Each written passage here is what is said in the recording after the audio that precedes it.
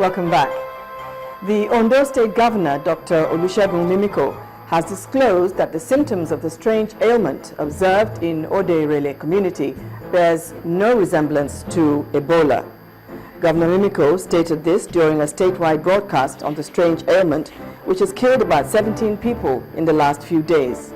He added that investigations with development partners, the World Health Organization, showed that there is no new case of the ailment in the last 48 hours.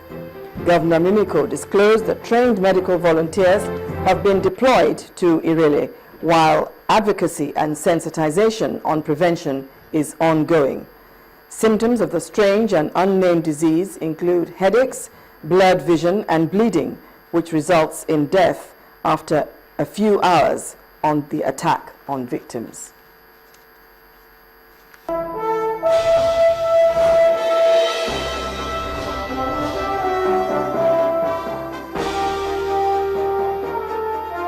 Hello, good evening. Welcome to Business News. I am Adeshewa Josh.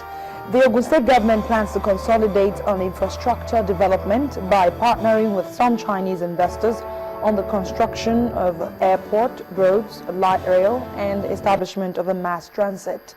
The expression of interest for this project was disclosed by both parties at a meeting held in the governor's office in Abeokuta, the state capital. Governor Ibukuli Amosu assured incoming investors and business owners of friendly government policies, a conducive operating environment, and security in the southwestern state. And our yields on Nigeria's local debt are seen falling further next week, with renewed appetite from both local and offshore investors, as well as increased liquidity from maturing bonds. The bonds market had seen increased demand after the general elections, spurring interest from local investors and foreign investors. Yields at the secondary market fell across the maturities, with the 2016 paper down to 14.06% from 14.96% last week, while the yield on the 2022 debt fell to 14.02% against 14.87%.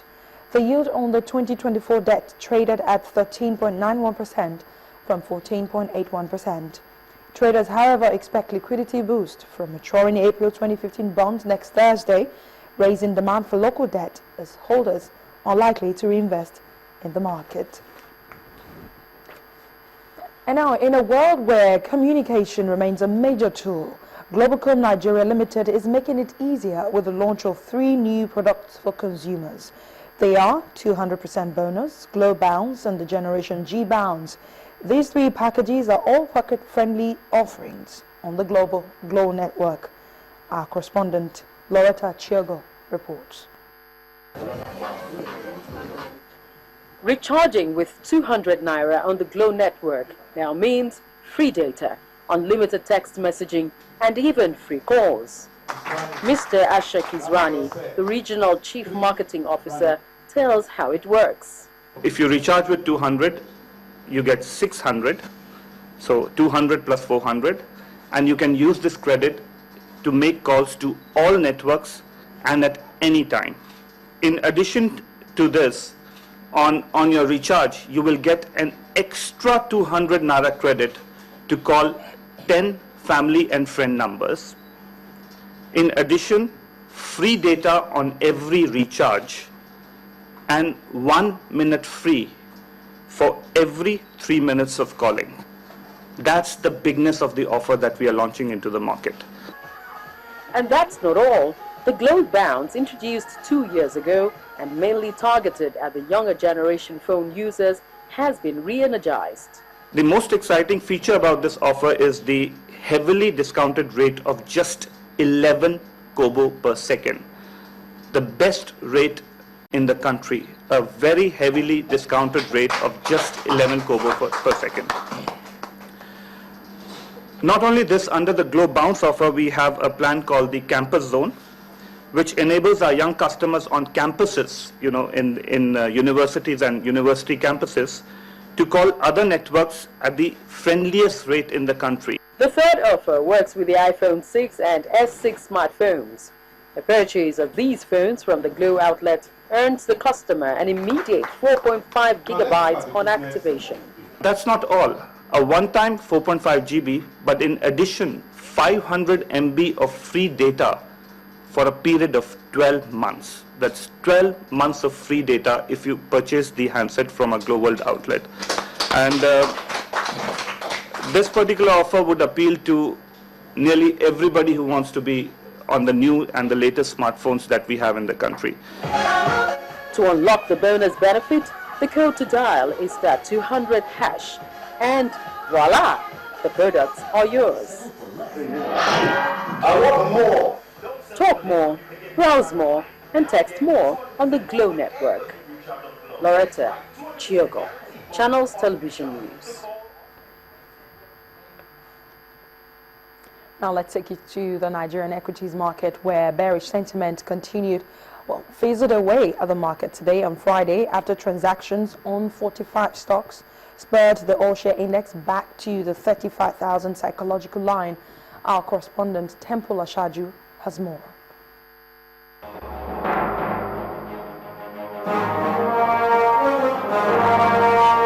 Hello and welcome to the Stock Market Report. Let's run you through the details of the figures of the day. After 3 straight days of profits taken at the Nigerian equities markets, the bears relaxed their grip on the markets as the all-share index added 0.50% to close at 35,005.05. Now, market bets also turned positive as 28 stocks gained while 17 stocks depreciated. Unilever, Nigerian Breweries and UACN were the top 3 price appreciators with gains of between 1 naira 90 kobo and 1 naira 31 kobo. On the flip side, investors gave Nestle, Mobil, Guinness and 14 other equities the cold shoulder. Banking stocks contributed to the day's total volume, particularly FBN Holdings, Fidelity Bank and UBA. When stocks crossed the finish line, 315.66 million shares had been exchanged in 4,940 deals, all valued at 3.50 billion naira. That's it on the Stock Market Report. I'm Temple Ashaju.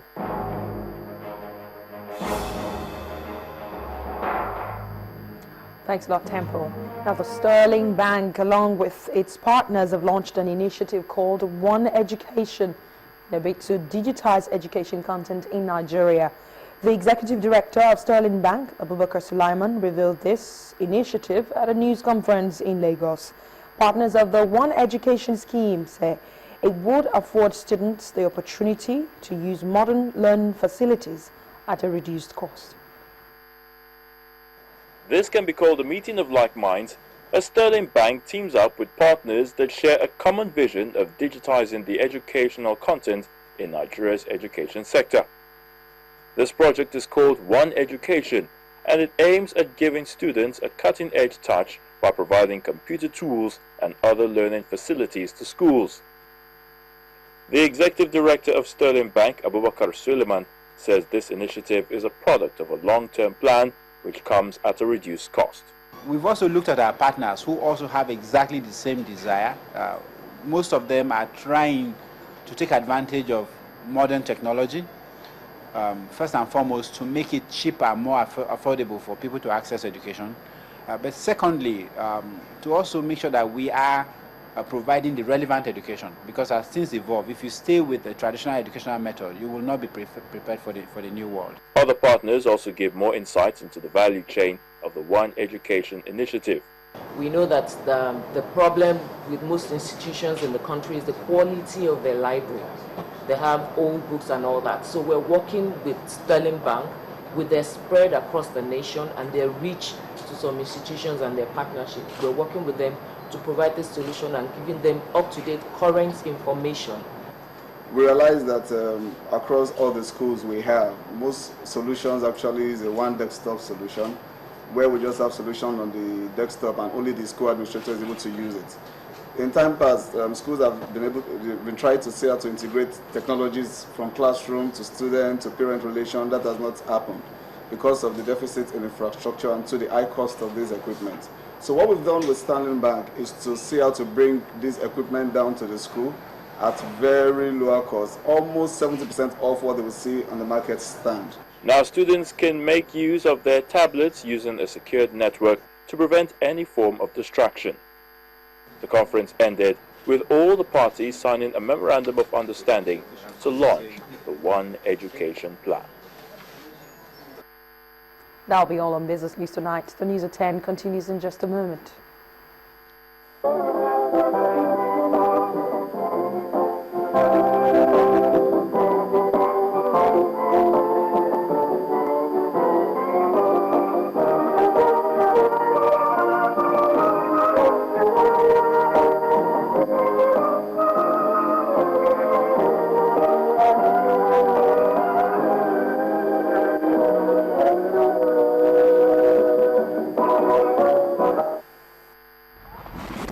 First Bank. You first. Well, we're still tracking our lead story. The Minister of State for Foreign Affairs has assured Nigerians in South Africa that all will be done to restore peace and safety of their lives and property. Senator Musiliu Obanikoro said there is ongoing cooperation with South African authorities to keep the situation under control and address the underlying causes to these xenophobic attacks. The minister noted that it is sad that Africans should inflict such inhumanity against themselves at a time when growth is most needed on the continent. He commended the group of South Africans that protested against the attacks. You see, this is a very emotional situation for everybody. But when we are involved in an emotional situation like this, we must allow we must be careful. We must be extremely careful and not allow our emotion to run our sense of judgment. So we are monitoring the situation and we are getting the necessary cooperation from the authorities in South Africa to ensure safety of lives and properties. And as long as that signal is not weakening, it's rather getting stronger, then there is no cause for alarm. But I want to assure you, we are on top of it, we are monitoring things, and if there is any need to take any drastic measure to protect Nigerian interests, this government will be decisive on that. Back to politics now. Candidates of the All Progressive Congress in Rivers State for the House of Assembly polls have called for the suspension of elections earlier scheduled by the Independent National Electoral Commission in the state for the 18th of April. The State House of Assembly was declared inconclusive by INEC after the elections on April the 11th. This was blamed on violence and irregularities. According to the spokesman for the APC candidates, Chidi Lloyd, the APC was not duly informed about the rerun, and there is also a suit in court challenging the conduct of the elections. Meanwhile, the resident electoral commissioner in the state, Jazila Khan, told our correspondent on the phone that all is set for the conduct of the elections, insisting that she was yet to receive any court notice stopping the action tomorrow.